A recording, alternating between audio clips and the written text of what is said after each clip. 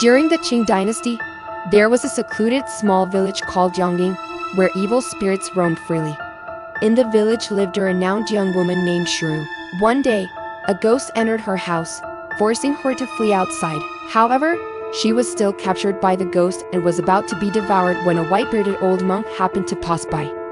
He rescued Xueru from the clutches of the ghost.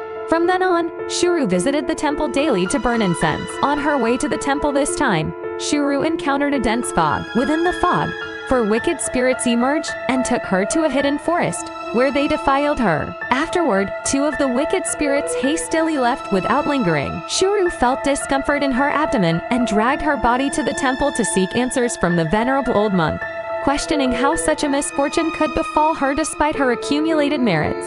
The old monk, known as Qing, stated that Xueru's accumulated merits were insufficient. He lit perpetual candles around her and placed prayer beads in front of her. A dark smoke emerged from Xueru's abdomen. She consumed the silver pill given by Qing and instantly vomited a mass of black blood. Those two wicked spirits, having transformed into ashes, would have left their offspring within her. Once the child was born, their power would greatly increase, and even Qing would have to be cautious. Luckily, everything was discovered early. In the evening, as Xueru prepared to return home and bid farewell to Qing, he left her with a warning.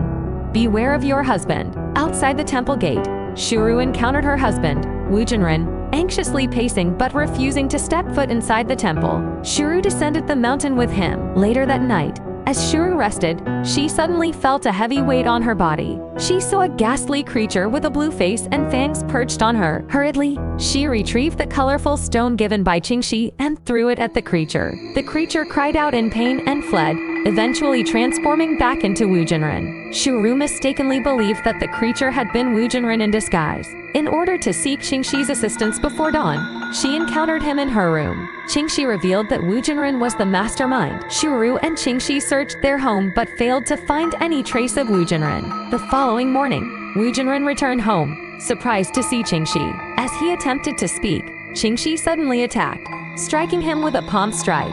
Wu Jinren immediately spat blood and perished. Qing, as if relieved of a great burden, laughed wickedly. His objective had been accomplished. After having a meal at Xueru's house, he departed. Xueru remained in a state of confusion. She had only known Qing for half a year, and yet she began to doubt her own husband based on his words. It seemed absurd. She lived alone at home for several days. One day, as she opened her eyes, Wu Jinren stood before her once again. As it turned out, Wu Jinren had never died. He was actually a demon hunter. 10 years ago, while traveling with his fellow disciples, they happened to pass by the small mountain village. They discovered that the monks in the nearby temple had already been killed by the monsters lurking in the forest. The monsters had taken on the appearance of monks and were stealing the temple's incense. The monsters had perfected their impersonations, making it impossible for others to discern their true identities. The monsters recognized that Xueru was a reincarnation of a celestial being and realized that by consuming her physical body, they could forego further cultivation and directly obtain immortality. The demon who disguised himself as Qing discovered all this. He enlisted the help of the falling head ghost and staged a series of events to make Xueru grateful to him through various acts of assistance.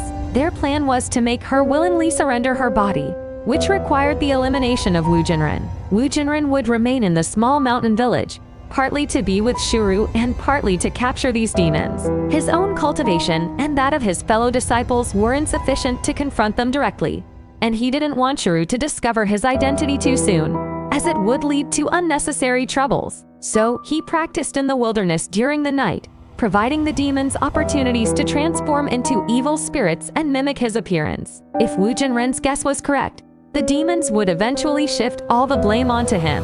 When Wu Jinren returned home that day, he detected the distinct scent of the demon at the doorstep.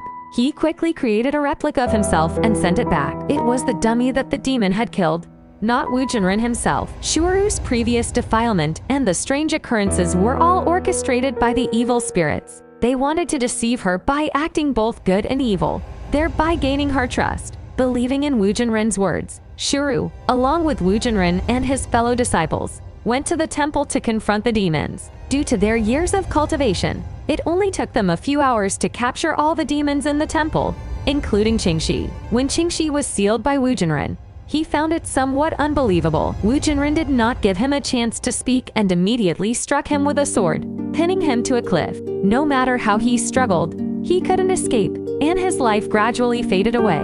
After completing these tasks, Wu Jinren's fellow disciples returned to their respective sects. But Wu Jinren chose to stay and live a peaceful life with Xueru.